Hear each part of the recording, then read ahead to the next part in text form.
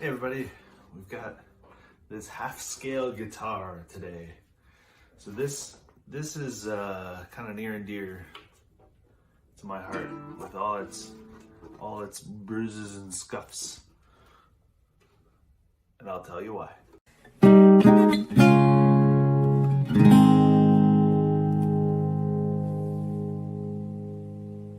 Nick Venturella here, and I'm going to talk about this half-scale guitar. So it's pretty interesting. I love it. I really think this is kind of cool. And this was the beginning of a journey into kind of fixing up guitars and making them playable when they're kind of just junk. So anyway, I have a soft spot in my heart for what I call or consider underdog guitars, which are guitars that are essentially discarded, or that people don't want, or they're just getting rid of, or they're not, very expensive guitars whatsoever. And I like to fix them up and or tune them up and just set the guitar up a little bit so it's playable. And give it some new life in that way. Anyway, this was the first step in that whole kind of process. My wife found this guitar at a garage sale, this half-scale guitar that was being sold for $1, which was excellent. I was so thrilled that she picked it up because I hate to see things like this just get tossed away. But at the time, the neck was pulling away this from the body of the guitar, and I'm pretty sure it was because it had strings on it, and we were told that it's like essentially sitting in an attic somewhere. And so when you keep strings on it and you don't play it and you don't tune it or do anything with it, a lot of times the string tension will start to rip the neck away from the body.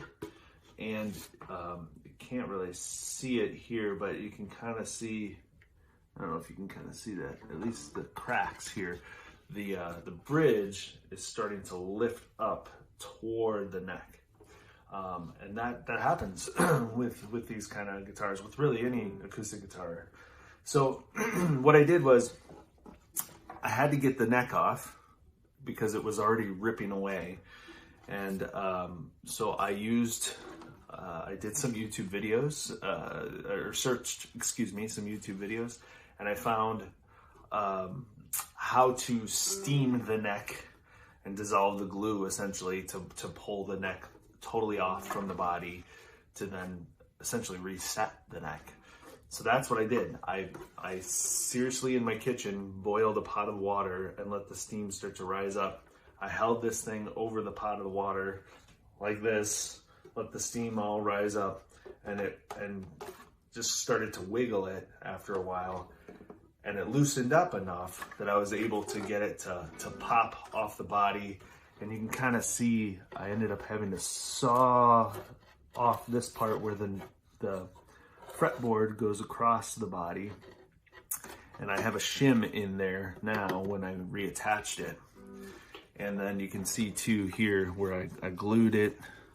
Not my greatest glue jobs or anything like that. And I had to glue down the bridge that was popping up, and some of that's even chipping off at this point. So there's a lot of character to this guitar, and the tuning knobs were all shot. They were just like stripped screws and whatnot. So I replaced the tuning knobs, just found some online and ordered them for like a classical nylon string guitar. Found those, and then I got some nylon strings to put on it. The frets were decent, they were okay, and the neck itself was not too bad. It's just it needed to be kind of set. And what's interesting is you probably can't even see it from this, but the neck, I set it and it kind of has a little crooked, it kind of goes this way. And like I said, this is the first time I tried any project like this. And so what that did, and you can probably see in here, with the bridge and the saddles is that neck being sort of crooked a little bit. It misaligned some of the neck, the string through saddles. So I recut this, as you can see, redirecting things. So kind of a chop job, but at the end of the day, this thing, it sounds pretty good and it works well.